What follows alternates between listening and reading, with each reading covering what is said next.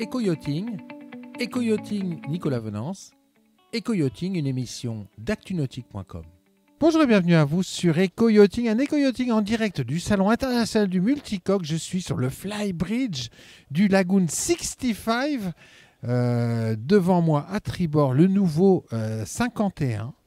Voilà, avant de le découvrir d'ici quelques jours sur ActuNautique, je vous propose de parler éco-responsabilité avec Thomas Gailly, le directeur de Lagoon. Lagoon qui met en œuvre une stratégie extrêmement complète et ambitieuse dans ce domaine. Thomas Gailly, bonjour. Bonjour Nicolas. Alors Thomas Gailly, quoi de plus confortable que ce Flybridge immense du 65 pour cette interview. Flybridge qui est immense et qui nous permet de prendre un peu de recul et de hauteur pour parler d'un sujet important, c'est l'éco-navigation, l'éco-conception de vos bateaux. Chez Lagoon, c'est un sujet sur lequel vous n'avez pas souvent parlé et pourtant depuis des années, vous effectuez un travail de fourmi, de fond qui est bien plus large que ce que l'on pense généralement. En effet, je suis très heureux déjà de pouvoir parler de ces sujets. Si on en parle, c'est qu'il y a une demande à ActuNautique. D'autres journalistes sont venus nous questionner sur le sujet. Le marché nous en parle. Le marché en parle en général. On n'est pas les seuls d'ailleurs à évoquer le sujet. Ce qui est nouveau pour nous, c'est effectivement de communiquer sur les actions qu'on réalise, sachant qu'on les a anticipées déjà depuis pas mal d'années. Être éco-responsable, ça veut dire plein de choses. Aujourd'hui, on sait qu'on a tous une responsabilité sur le sujet. Nous, en tant que leader, Lagoon, on se doit d'avancer là-dedans et on est même poussé en interne par nos équipes. Ce n'est pas seulement pour faire plaisir à nos clients, c'est une vraie responsabilité, une démarche d'entreprise. Donc on a anticipé sur un certain nombre de sujets. 5 grands engagements pourraient résumer la politique éco-responsable de Lagoon. On pourrait faire encore plus. On va faire beaucoup plus, on avance pas à pas. Chaque petit pas pour moi est une vraie victoire dans le sens de cette responsabilité. C'est quelque chose qui me tient personnellement vraiment à cœur. Aujourd'hui, je suis heureux de pouvoir partager des choses concrètes, réelles, pas seulement des promesses, mais des choses qu'on a déjà réalisées. Alors là, il y a une chose qui est déjà incroyable chez vous, ça a été les usines. Parce que quand on parle d'éco-responsabilité en navigation, on parle souvent des bateaux, des panneaux solaires, des éoliennes, de la filtration de l'eau par exemple. Mais on oublie de parler des usines. Et en termes d'usines, vous en avez 3. Et depuis des années, vous avez effectué un énorme travail dans ce domaine. En effet, être éco-responsable, ce n'est pas juste mettre des panneaux solaires sur un bateau et protéger l'environnement qui est juste autour du bateau lui-même. C'est toute la démarche de conception, de fabrication des bateaux. Donc on a 3 sites de production pour les Lagoons. Sur ces 3 sites, on a déjà 2 sites qui sont certifiés ISO. Donc ISO, c'est une certification internationale. Et on a les 3 labels ISO qui comptent vraiment dans ce domaine-là. Tout d'abord, la certification ISO 9001 pour tous nos process de qualité. La certification ISO 50001 pour tout le contrôle de l'énergie, management de l'énergie. Donc là, on est vraiment dans ces démarches d'éco-responsabilité sur l'utilisation de l'énergie au sein de nos sites de production. Et le 3e label ISO, c'est le label ISO 14001, qui est le management environnemental lui-même, qui va accompagner nos différents process en interne sur la fabrication elle-même des bateaux, mais qui va également qui nous force déjà depuis un moment à travailler sur le cycle de vie de nos bateaux, le cycle de vie des produits, de la conception, dans le choix des matières premières, dans le choix des fournisseurs, à la fin de vie. Et dont notamment toutes les démarches qu'on a initiées avec la FIN et avec l'APER pour proposer une fin de vie aux bateaux qui arrivent au bout du cycle. Alors ça, cette démarche dans les usines, ça a pris des années à se mettre en place parce que c'est quelque chose de particulièrement complexe, notamment quand on découvre ces usines qui sont de grosses usines de production. Ah oui, vous avez déjà, Nicolas, visité nos sites de production. C'est effectivement assez impressionnant. Il y a beaucoup de monde. Donc il faut engager tout le monde dans la démarche. Et comme je vous le disais, on sera en 2023. Le 3e site, celui de Bordeaux, va passer également ISO sur ces 3 domaines. Et donc en 2023, 100% de nos sites de production seront ISO 14000, ISO 50001 et ISO 9001. Donc c'est une fierté. Ça nous pousse à garder ce label chaque année, à continuer à innover, à améliorer nos process. Et la démarche, elle est sans fin. Donc on est déjà dedans depuis un petit moment et on continue d'avancer sur ce sujet. Alors après, quels sont en synthèse, les 4 autres points sur lesquels vous travaillez dans cette démarche globale environnementale? Alors le deuxième point, c'est celui que je viens d'évoquer dans le cycle de vie de nos produits, c'est tout le travail qu'on fait autour des matières premières. Des matières premières qu'on veut autant que possible prendre comme éco-sourcées. Ça commence, alors par exemple, tous les bois des lagunes sont depuis un petit moment viennent de forêts FSC, Sustainable, donc avec un cycle de replantage des arbres.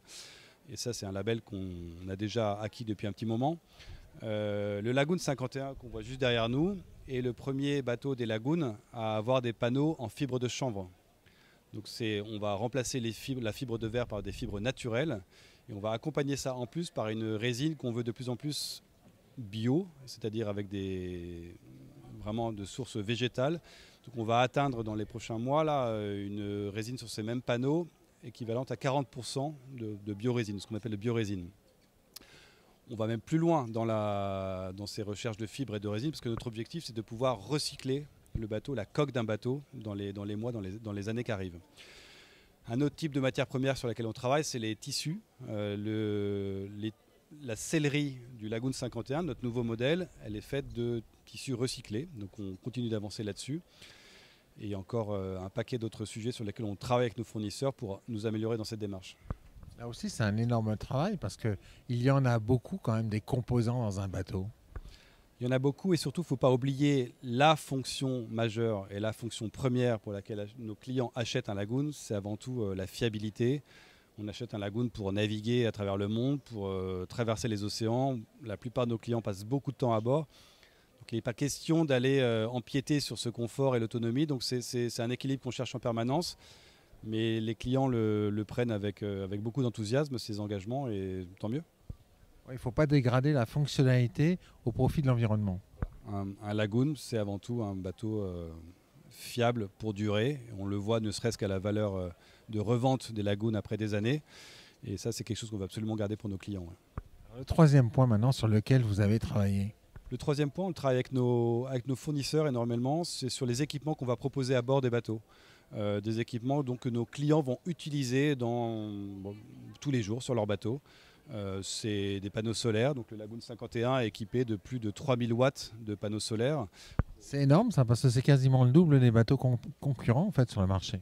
Oui, on a mis un peu de temps à arriver avec cette solution de panneaux intégrés pour vraiment proposer une solution qui propose une vraie autonomie à bord. Et on pourra encore s'améliorer, je suis sûr.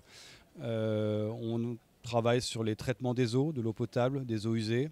On travaille sur les solutions de turbines éoliennes. On travaille sur l'hydrogénération. Au niveau de l'éducation aussi de nos clients, on propose à partir de 2022, là, sur tous les lagoons qu'on va livrer, on va livrer un petit sac dans lequel on propose des produits d'entretien et de maintenance qui sont éco-friendly. C'est-à-dire que on va initier cette démarche de quand je suis au mouillage, quand je nettoie mon bateau, j'utilise des produits, que ce soit du savon, de nettoyage pour le teck, les inox, etc., qui sont respectueux de l'environnement. Nous, c'est une démarche totalement volontaire, mais l'idée c'est que les clients recommandent ce même produit et restent dans cette démarche-là. Ouais, donc là, c'est des nouveaux composants et également l'éducation des clients à la prise en compte de l'environnement. Oui, on se rend compte que nos clients sont aussi demandeurs de ces équipements-là, de ces bonnes pratiques. On communique énormément avec les propriétaires de lagoons, du club lagoon. Là, ils sont des milliers. Aujourd'hui, on a plus de 6000 lagoons qui naviguent dans le monde.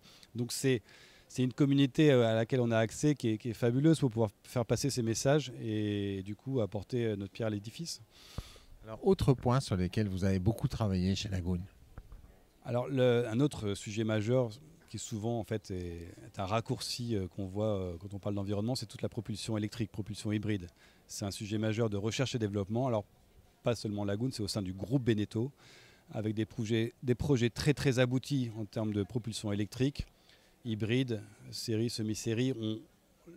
L'idée c'est vraiment d'aller chercher la solution qui va convenir à nos modèles Lagoon. Il y a des solutions électriques qui marchent très bien, il y a des solutions hybrides qui commencent vraiment à parler, à donner des vrais résultats. Il faut que nos bateaux puissent traverser l'océan, il faut que nos bateaux puissent être rester dans ce niveau de confort et d'autonomie permanent. Donc on cherche encore la solution vraiment adéquate. On s'en rapproche à grands pas. L'idée, sur toutes ces solutions, c'est de pouvoir les industrialiser. Il ne suffit pas de juste faire un one-shot. On n'est pas là pour communiquer sur le sujet. On est là pour lancer une vraie démarche industrielle et faire en sorte que tous nos lagoons soient équipés des différents équipements dont je viens de parler, dont la propulsion. Donc ça, avec là aussi un enjeu. Il ne faut pas que ces propulsions, on va dire, de nouvelle génération dégradent la fonctionnalité d'un bateau qui est traversé l'Atlantique en toute sécurité, par exemple. Ça reste la raison première d'acheter un lagoon. On achète cette marque parce que on sait que ça va durer, on sait on est sur un bateau qui est fiable, des points de service à travers le monde. On doit rester dans ce cadre-là absolument. Donc c'est pour ça qu'on préfère prendre un peu plus de temps et arriver avec la solution plutôt que de faire des effets d'annonce. On a testé des choses qui sont très sexy, qui commencent à fonctionner. Maintenant, ce qu'on veut, c'est de la durée. Et de l'industrialisation. C'est un prototype, c'est bien. Mais pouvoir le vendre en grand volume à des clients, ça c'est l'objectif. Exactement, c'est ça le but. C'est le volume, ça c'est Lagoon, c'est le groupe Beneteau. C'est comme ça qu'on s'est fait connaître et c'est la force de frappe du groupe. Donc on y met beaucoup de moyens. On a un laboratoire qui est dédié à ça, une équipe recherche et développement qui est vraiment focusée sur ces sujets-là. Et puis on pousse, on travaille avec les fournisseurs et plus on en parle, en fait, plus on se rend compte que ça commence à prendre et que ça s'accélère. Je trouve que 2022 il y a un vrai changement qui est en train de s'opérer. Alors enfin, vous avez toute une démarche avec des projets qui sont totalement impliqués dans l'environnement et qui sont en plus très mobilisateurs chez Lagoon. C'est vrai que parallèlement, on est souvent sollicité pour participer à différents types de projets de navigation. Là, on s'est vraiment concentré sur des projets qui avaient une valeur ajoutée, soit dans l'éducation à l'environnement, pour l'un d'entre eux, par exemple, qui s'appelle Escape to Nature. C'est un Lagoon 55 qui va partir pendant 4 ans dans les coins les plus reculés du Pacifique pour aller faire de la sensibilisation à l'environnement avec une équipe de scientifiques qui sera à bord et qui va communiquer sur tout ce qu'ils observent en termes d'évolution dans les endroits qu'ils vont visiter. Ça, c'est Escape to Nature. Il y a un autre projet je vous encourage, Nicolas, à vous asseoir avec eux, avec l'équipe pour parler du projet, qui s'appelle Anima Mundi.